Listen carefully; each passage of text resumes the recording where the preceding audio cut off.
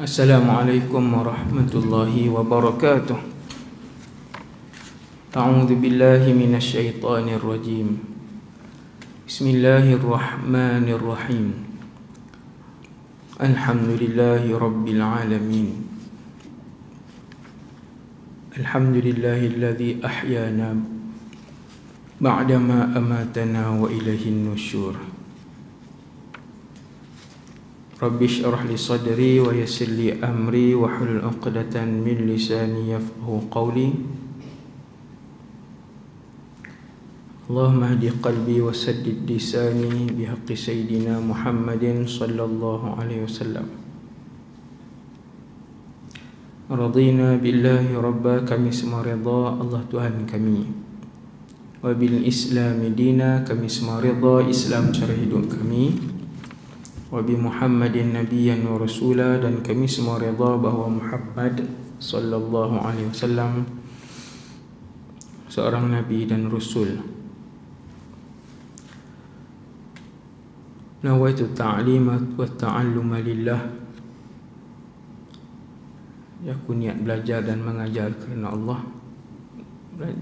Aku niat mengajar dan belajar kerana Allah. Kita menggunakan kitab Andai Umat ini seperti Umar,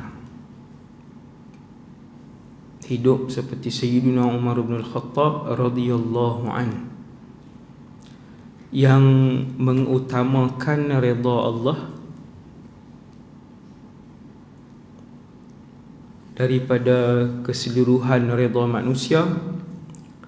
Kehidupan Sayyidina Umar mengutamakan apa yang Allah kata daripada apa yang manusia kata.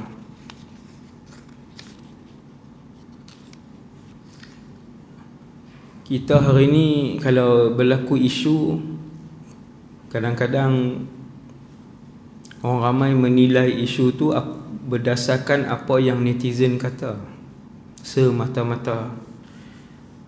Kalau netizen kata A, maka A lah berkaitan isu tu. Dan sepatutnya melihat kepada bukti, melihat daripada mendengar daripada kedua-dua pihak, dan begitulah. Jadi Sayyidina Umar bin Al-Khattab yang menjadi logo dan lambang kepada Al-Adl, salah satu kehidupan beliau, kelebihan hidup beliau yang paling terang, yang paling jelas ialah Al-Adl, keadilan yang diamalkan dalam pemerintahan Umar bin Al-Khattab Amirul Mukminin radhiyallahu an. Kita tengok hari ini muka surat 13, kisah kelima.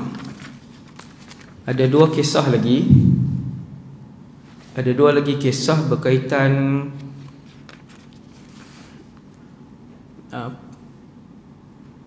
ilham dan firasat Sayyidina Umar yang bertepatan dengan hadis ataupun bertepatan dengan ayat Al-Quran yang akan turun. Jadi ilham dan firasat ni banyak, tetapi dalam buku ni saya ambil 6 sahaja. Sebab kita nak cerita juga kelebihan Sayyidina Umar yang lain. Saya tak tahu sama ada buku yang menghimpunkan keseluruhan ilham Sayyidina Umar yang bertepatan dengan firman Allah, ayat Quran yang nak turun. Adakah buku tu telah pun diterjemahkan keseluruhannya? Wallahu a'lam. Kalau belum, sangat bagus untuk mana-mana pendakwah untuk terjemah dan huraikan buku tu secara ringkas. Dan buku tu dikarang oleh Imam Suyuti antaranya, untuk umat Nabi melihat betapa apabila seseorang itu Allah redha, Allah kasih dan Allah bersihkan hati dia, maka kehidupan dia akan dipandu oleh hidayah Allah Subhanahu Wa Taala yang sangat rapat dan sangat kuat. Allah pandu mulut dia, hati dia, tindakan dia, dan cara berfikir dia. Allah Ta'ala pandu mengikut apa yang Allah nak. Jadi sebab tu kita nak tengok bagaimana kehidupan beliau, Sayyidina Umar ni, pendirian dia dan sebagainya. Kisah yang kelima muka surat 13, iaitulah tawanan perang Badar. Yang ni saya ringkaskan, saya tak baca dah. Iaitu dalam perang Badar. Perang Badar ialah perang pertama, perang besar pertama. Walaupun sebelum perang Badar ada berlaku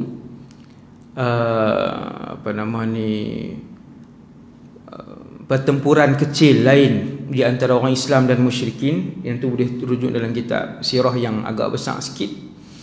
Kalau sirah yang tebal-tebal ni tu dia tak ceritalah. Okey. Cuma perang besar yang pertama yang ghazwah yang dipimpin oleh Rasulullah adalah perang Badar. Orang Islam 313 dan musuh 1000. Kita tak mau cerita perang Badar pagi ni sebab dia jadi panjang sangat. Ala kulli hal, perang Badar 313 orang Islam, musuh 1000. Dan umat Islam ketika itu keluar dengan senjata asas, bukan keluar untuk berperang. Bayangkan tengok. Dan musyrikin Mekah ketika itu sebuah kerajaan keluar dengan persiapan dan kelengkapan perang, maksudnya dengan baju besi, dengan kuda perang, pasukan pemanah, pasukan semua. Pun begitu, hasil daripada keyakinan seluruh umat Islam, wa ala ra'sihim sayyidina Rasulullah, yang mengepalai mereka iaitulah Rasulullah sallallahu alaihi wasallam, yakin dengan Allah, bergantung dengan Allah keseluruhannya, dan dengan senjata asas yang mereka bawa bersama dengan mereka, akhirnya orang Islam mengalahkan bukan Islam. Itu cerita pendek. Dan bila kalah, bukan sahaja kalah, bahkan ramai di kalangan pemimpin-pemimpin besar yang ditangkap, yang ditawan. Berjaya ditawan lebih kurang 70 orang.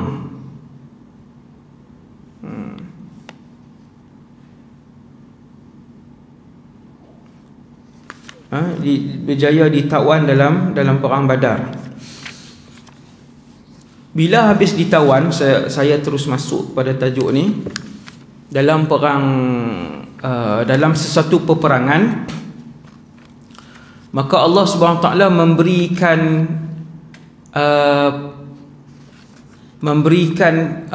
kebebasan untuk Rasulullah buat keputusan. Tentera musuh yang ditawan itu sama ada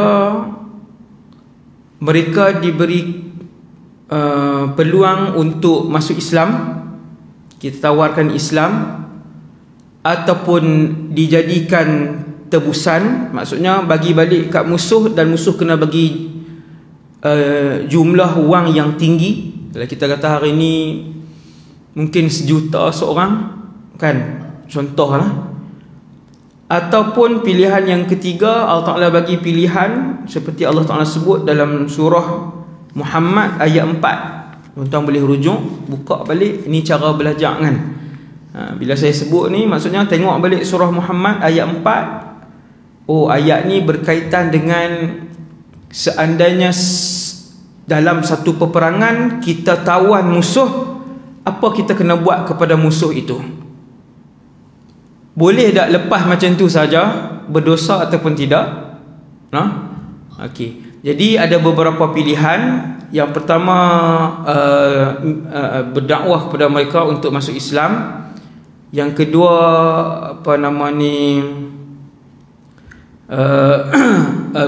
jadikan tebusan, bagi balik kepada ahli keluarga dan minta wang tebusan. Nombor 3 yang Allah Ta'ala benarkan ialah untuk bunuh mereka. Ini pilihan yang terakhir, untuk bunuh mereka. Itu telah pun turun ayat dalam surah Muhammad ayat 4. A'udzubillahi minasyaitonirrajim. فإذا لقيتم الذين كفروا فضرب الرقاب حتى إذا أثخنتموهم فشدوا الوثاق sampai ayat falan yudilla a'malahum. Tak boleh baca sendiri dan tengok. Kemudian dalam perang Badar, itu perang pertama besar umat Islam, maka Nabi pun apa berlaku? Nabi memanggil kibarus sahabah, sahabat-sahabat yang besar. Bila sebut sahabat-sahabat yang besar, paling tinggi syaikhan. Paling tinggi ialah syaikhan. Bila sebut dalam sirah ataupun dalam hadis, di kalangan sahabat, dua syekh di kalangan sahabat. Dua syekh. Syekh ni maksudnya alladhi yatajawaz 40 sanah minal umur. Itu dari segi bahasa, seseorang yang melepasi umur 40 dari segi bahasa Arab. Dari segi bahasa dipanggil syekh.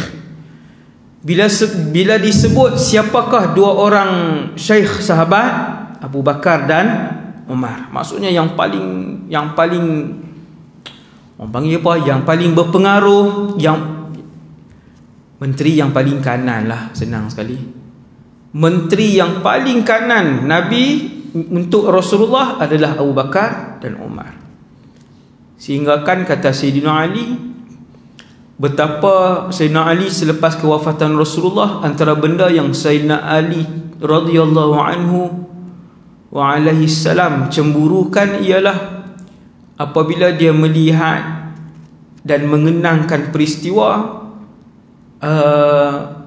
kebersamaan Abu Bakar dan Umar untuk menguruskan perjuangan Rasulullah, sama ada kenegaraan, perjuangan pentadbiran, perjuangan sosial, perjuangan Nabi, kehidupan Nabi beribadah. Di mana ada Rasulullah dalam urusan harian, kecuali dalam rumah, kecuali yang lain-lain, pergi pasar dan sebagainya.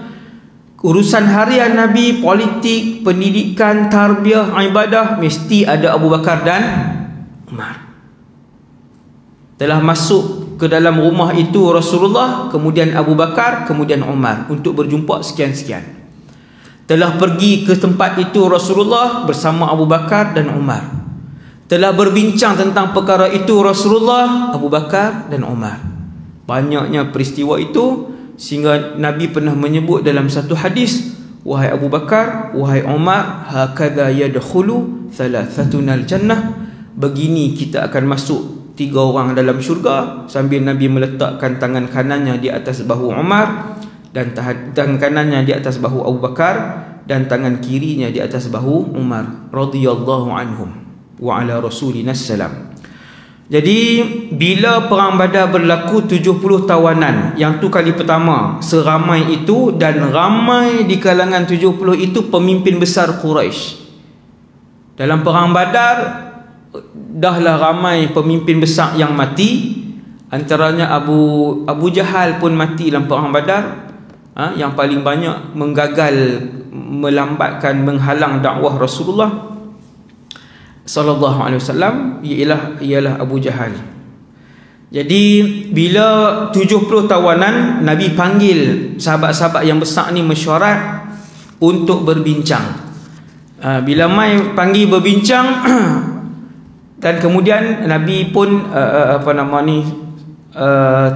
last kali Nabi tanya pendapat Abu Bakar dan Umar. Bila Nabi tanya pendapat Abu Bakar pun memilih pendapat supaya kita jadikan tebusan. Kita jadikan tebusan. Mereka ini kita hantar kepada ahli keluarga, tapi kita minta tebusan yang tinggi. Ini cadangan Abu Bakar. Supaya dengan wang itu kita boleh guna untuk, kata Abu Bakar, dengan wang itu kita boleh guna untuk menguatkan ekonomi dan persiapan kita. Boleh beli senjata dan sebagainya. Nampak tuan-tuan? Adakah cadangan Abu Bakar itu salah? Cadangan Abu Bakar itu berdasarkan firman Allah yang pernah diturunkan dalam surah Muhammad ayat 4. Dan kemudian Sayyidina Umar memilih berdasarkan surah Muhammad ayat 4 itu, Sayyidina Umar memilih wahai Rasulullah, tengok Sayyidina Abu Bakar kata kita tebus duit yang tadi 70 orang, kalau seorang sejuta, contoh 70 juta. Yang tengok boleh beli banyaklah, banyak kelengkapan dan sebagainya. Okey. Jadi Sayyidina Abu Bakar ada hujah dia dan dia memilih itu. Kemudian Sayyidina Umar kata, ya Rasulullah, seeloknya mereka ini kesemuanya dibunuh, kerana mereka ini adalah sanadidul Quraisy, mereka adalah kepala-kepala masam dan pemimpin-pemimpin besar Quraisy. Maksudnya kalau Allah nak bagi hidayah, sudah lama Allah memberikan hidayah kepada mereka, wahai pesuruh Allah. Dah lama kita berdakwah dan bagi tahu Islam kepada mereka, tetapi mereka ini mesti dihapuskan, kerana mereka ini akan terus menyekat Islam kalau mereka hidup. Nabi pun dengar pendapat daripada dua orang sahabat dia yang paling besar, maka Nabi pun pilih. Nabi kata, aku cenderung dengan pendapat Abu Bakar. Kata Rasulullah. Sayyidina Umar redha, tak ada apa, tak ada apa-apa. Okey, Sayyidina Umar radhiyallahu anhu redha. Dan kemudian bersurai. Keesokan harinya Abu Bakar bertemu dengan Rasulullah sallallahu alaihi wasallam. Mereka duduk dua orang, mereka bersembang. Bila bersembang, berbincang sesuatu, tiba-tiba Rasulullah mengalirkan air mata.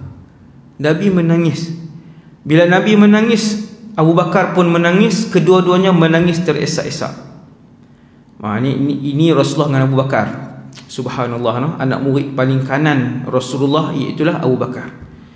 Dua-dua orang menangis teresak-esak. Kemudian lalu Sayyidina Umar. Sayyidina Umar, begitulah kehidupan mereka. Mereka bertiga ini radhiyallahu ta'ala anhuma wa alaihi salam, selalu duduk sekali. Sayyidina Umar tengok, dia pun terus pergi dekat. Dia kata, wahai Umar, ya Rasulullah, ma yubkikuma, apa yang membuatkan kamu berdua menangis? Supaya aku boleh menangis sekali. Dahsyat ini sahabat. Wahai pesuruh Allah, apa yang buat kamu berdua menangis? Aku nak tahu supaya aku boleh sedih sekali dengan benda ni. Aku nak tanggung sekali perkara ni. Nabi pun bagi tahu, wahai Umar, sesungguhnya semalam apabila kita berbincang, aku cenderung kepada pendapat Abu Bakar, dan sebenarnya Allah Subhanahu Wa Taala lebih cenderung kepada pendapat kamu, wahai Umar. Sayyidina Umar, Nabi kata Allah Subhanahu Wa Taala lebih cenderung kepada pendapat kamu. Lepas tu turun ayat, hari itulah turun ayat 67 68 surah Al-Anfal. Ayat ni tak turun sebelum tu, belum turun. Dia selepas peristiwa perbincangan Rasulullah dengan beberapa orang sahabat yang kanan ni, turun ayat ni. Bila Nabi memilih pendapat Abu Bakar, maka turun ayat ni, iaitulah Al-Anfal 67-68. A'udzubillahi minasyaitonirrajim. Ma kana linabiyyin an yakuna lahu asra hatta yuthkhina fil ard turiduna 'arada ad-dunya wallahu yuridul akhirah wallahu azizun hakim. Tidaklah patut bagi seseorang nabi mempunyai orang-orang tawanan sebelum ia dapat membunuh sebanyak-banyaknya di muka bumi. Kamu menghendaki harta benda dunia yang tidak kekal, sedang Allah menghendaki untuk kamu pahala akhirat. Maksudnya dalam ayat ni Allah memilih pendapat Sayyidina Umar, dan kemudian Rasulullah SAW menjalankan firman ini kerana ini adalah arahan Allah. Cuma yang kita nak sebut pada pagi ini, sekali lagi Sayyidina Umar, tuan-tuan cuba kita bayang, tingginya kedudukan Sayyidina Umar bukan melebihi Rasulullah, tidak. Nabi tetap tinggi, Sayyidina Abu Bakar tetap lebih tinggi dari segi iman. Cuma itulah antara sebab saya mengarang buku ini, antara sebab saya jatuh hati dengan Sayyidina Umar Ibn Al-Khattab radhiyallahu anhu adalah kelebihan beliau yang inilah, iaitulah firasat dan gerak hati beliau yang bertepatan dengan wahyu yang bakal turun. Bukan satu dua kali, bahkan berpuluh-puluh kali. Akhirnya Nabi melaksanakan apa arahan Allah yang ketika itu sama dengan Sayyidina Umar punya pendapat, Sayyidina Umar punya ilham. Dan yang terakhir untuk pagi ini adalah kisah yang terakhir sebelum kita masuk ke bab yang lain akan datang insya-Allah, iaitulah tajuk dia mintalah izinku. Yang ni senang saja tetapi dia tetap ayat Quran. Tidak ada satu orang sahabat yang turun ayat Quran disebabkan perkataannya sebanyak Sayyidina Umar. Tak ada. Walaupun Abu Bakar ustaz, walaupun Abu Bakar, Sayyidina Abu Bakar pun tak sebanyak ni ayat Quran yang turun berdasarkan pendapat dan ilham orang tu. Sayyidina Umar yang paling banyak. Bayangkan tengok, ni dah yang ke-6 dah ayat Quran yang turun, dan ada lagi berpuluh-puluh yang lain. Sangat hebat, radhiyallahu anhu. Satu hari Nabi menghantar seorang hamba abdi untuk memanggil Sayyidina Umar. Hamba abdi itu pun pergi rumah Sayyidina Umar, kemudian dia terus masuk rumah Sayyidina Umar ketika itu. Dan ketika itu Sayyidina Umar bin Al-Khattab, disebabkan panggil tak ada orang jawab, hamba abdi itu terus masuk ke dalam bilik Sayyidina Umar, dan Sayyidina Umar sedang berehat tidur, sedang melelapkan mata, dan nampak sebahagian daripada aurat Sayyidina Umar. Bukan terselok semua, nampaklah bawah kan. Jadi Sayyidina Umar pun tengok ada orang masuk, dia pun terkejut. Dan orang tu bagi tahu Rasulullah memanggil kamu. Sayyidina Umar bukan rasa dengan Nabi, bukan dia rasa tak perhati dengan Nabi, dia rasa tak boleh ni masuk macam ni kan. Alangkah baiknya kalau seseorang itu sebelum dia masuk untuk dia minta izin dulu. Dia pun pergi berjumpa dengan Nabi, dan memang waktu pun Nabi memanggil Sayyidina Umar. Maka Sayyidina Umar pun di samping berbincang dengan Nabi sesuatu perkara, Sayyidina Umar pun bagi tahu, ya Rasulullah, alangkah baiknya apabila seseorang itu nak masuk ke dalam bilik orang luar, nak masuk ke dalam bilik, dia minta izin terlebih dahulu supaya terjaga aurat dia. Seandainya ketika itu dia sedang berehat ataupun dia buat apa-apa benda yang lain lah.